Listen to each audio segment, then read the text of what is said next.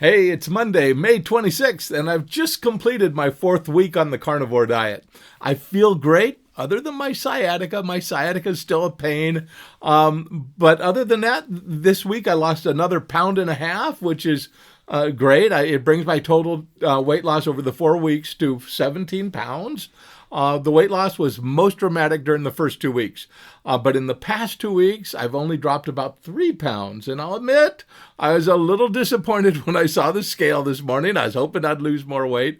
But according to the research, this kind of a slowdown, not only common, it's actually a very good thing. And why? As I mentioned last week, because the early pounds are often water weight and inflammation and glycogen stores. And once that flushes out, your body starts burning real fat, balancing the hormones and making deeper metabolic adjustments. And apparently, from whatever I'm reading, that's where the long-term health benefits really happen.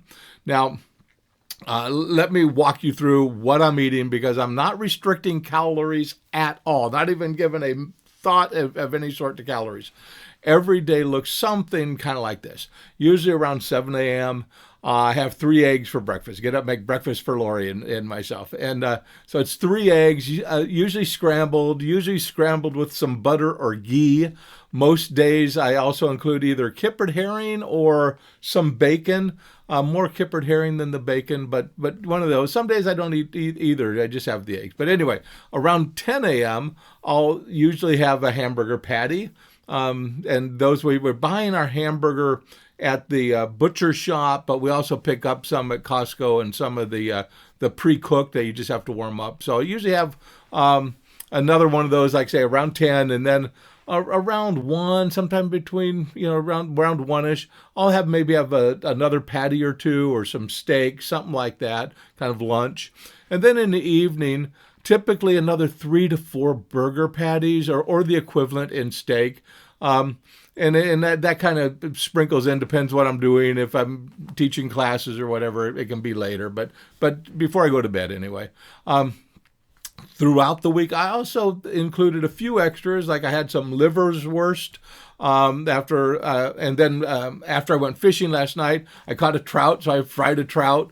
I also had some bone broth a few times throughout the week. So there it is. And with every meal, I also add pink salt that I just buy over here at Costco.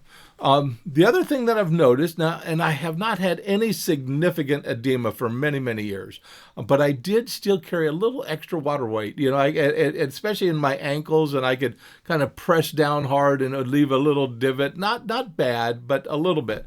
And that's now completely gone. I have 0 of that. No swelling, no puffiness. So that's, I think, a win, right, after 4 weeks of this.